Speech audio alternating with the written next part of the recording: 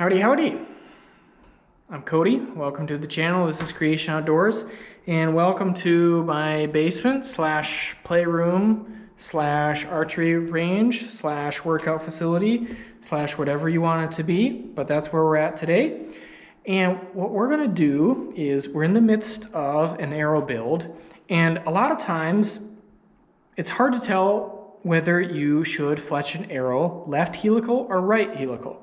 A lot of things come factory right helical, but obviously there's a difference. So why is there a difference, and what should you be shooting on your bow? Well, as it turns out, every bow ends up wanting to spin the arrow one direction or the other. So either counterclockwise or clockwise. And if you're going to shoot a helical, it makes sense to me for accuracy purposes that you should be working with that natural spin of the arrow rather than against it.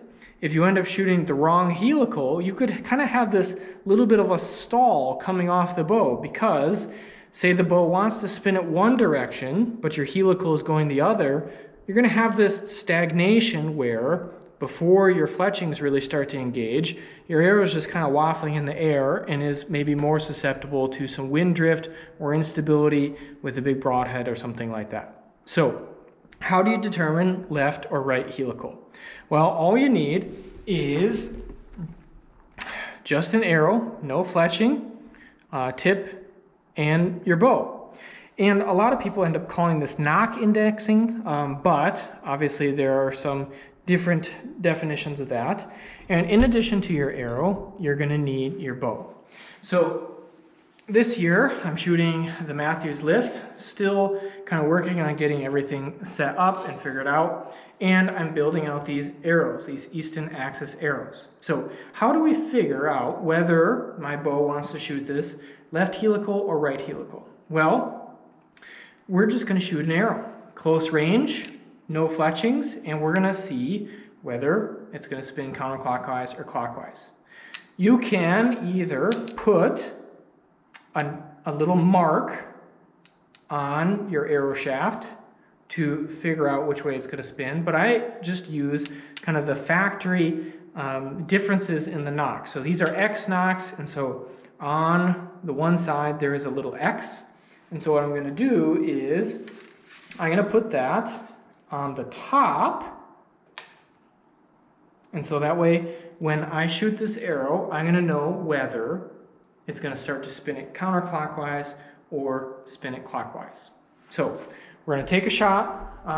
We're just, I don't know, two yards or something. I am not liable for any angry spouses or damaged walls or broken arrows. So we're just going to put that out there. And all it takes is one shot to figure this out.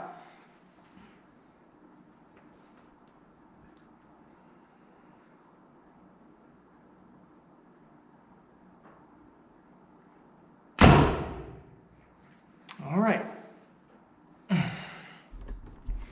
so let's see here.